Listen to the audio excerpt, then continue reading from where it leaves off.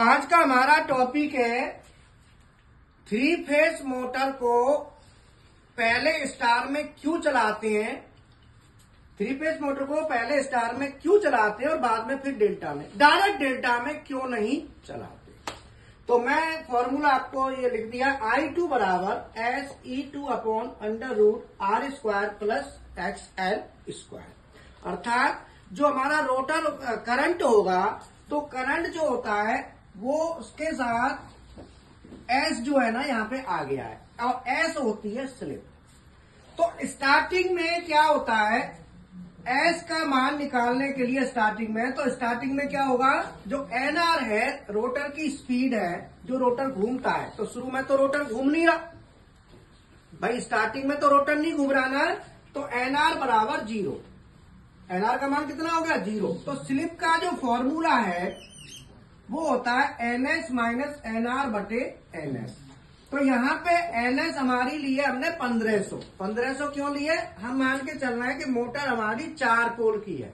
अगर मोटर 4 पोल की है तो NS 1500 होता है, और अगर मोटर 2 पोल की है तो NS 3000 होता है। तो मैंने लिखा यहाँ पे 1500 माइनस NR बराबर 0 बटे 1500 1 आ गया।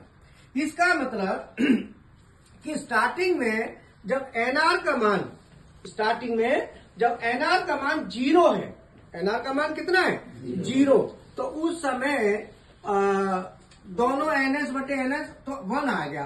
तो शुरू में जैसे जैसे रोटर की स्पीड बढ़ेगी वैसे वैसे S का मान घटेगा, और वैसे वैसे करंट कंट्रोल होगी।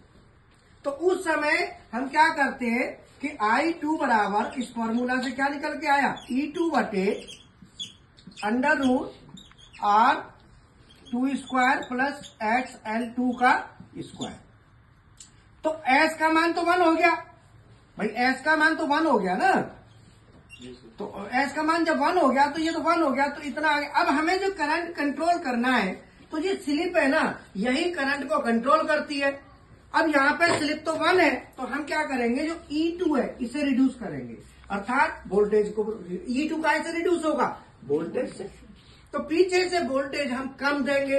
तो स्टार कनेक्शन में क्या होता है कि मोटर की वाइंडिंग पे जो वोल्टेज जाता है वो हमारा जाता है स्टार में कितना जाता है बताओ, VL/√3। तो VL कितना है 415